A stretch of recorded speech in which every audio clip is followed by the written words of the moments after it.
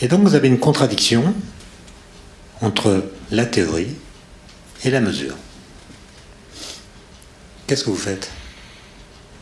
Vous dites les faits ont toujours raison, et donc s'il y a une contradiction entre les faits et la théorie, c'est que la théorie est fausse.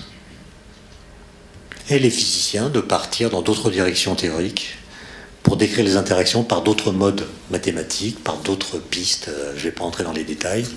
Il y a eu plusieurs tentatives différentes.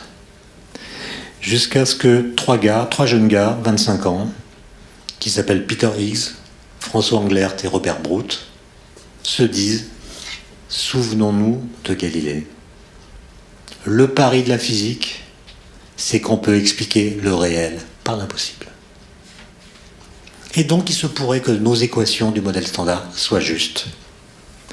Que les particules élémentaires n'ont effectivement pas de masse. Et c'est nous les physiciens qui, depuis Newton, nous trompons sur la signification de ce qu'est la masse. Donc, au lieu de renoncer à nos équations, interrogeons-nous plutôt sur ce que nos équations disent de la masse. Et ils ont écrit, indépendamment les uns des autres, 2 papiers, en juin et août 64, des tout petits papiers, 1 page et demie de calcul de théorie des champs, dans lesquels Brout et Englert, puis Higgs au mois d'août, développent exactement la même idée. À savoir que les particules élémentaires n'ont pas de masse. La masse n'est pas une propriété primitive des objets matériels. Ce n'est pas une propriété qu'elle possède en elle-même. C'est une propriété secondaire qui résulte de l'interaction de particules sans masse avec le vide, qui du coup n'est pas vide. Il est génial. Et donc je ne vais pas entrer dans les détails, mais en gros ils invoquent ce qu'on appelle une brisure spontanée de symétrie, peu importe le truc. Mais leur idée, c'est que le vide, l'espace, contient ce qu'on appelle un champ quantique, un champ qui est partout présent, avec lequel les particules qui n'ont pas de masse interagissent plus ou moins. Si l'interaction est forte, les particules sont freinées, et nous qui les regardons, nous disons tiens, elles sont massives, et leur vitesse est plus faible que la vitesse de la lumière. Et si les particules n'interagissent pas avec ce champ, elles vont à la vitesse de la lumière et nous disons elles n'ont pas de masse, comme pour le photon.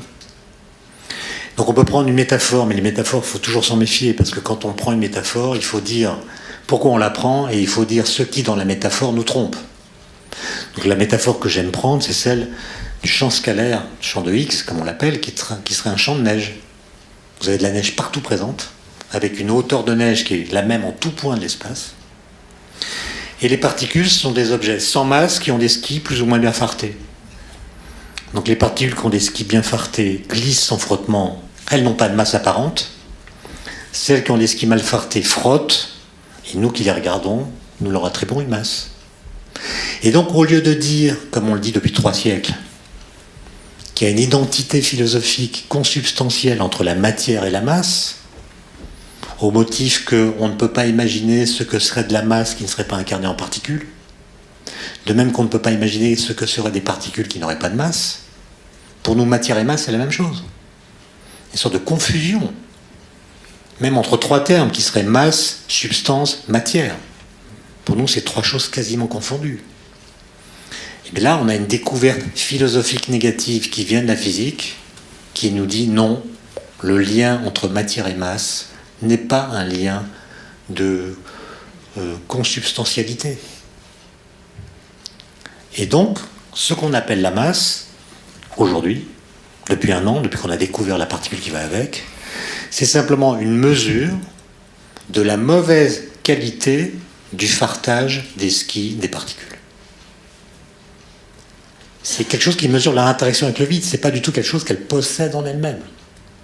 Donc ça, c'est vraiment une découverte fondamentale qu'on n'a pas pu expliquer dans les antennes de radio et télévision, parce que l'annonce a été faite en même temps que l'affaire DSK qui a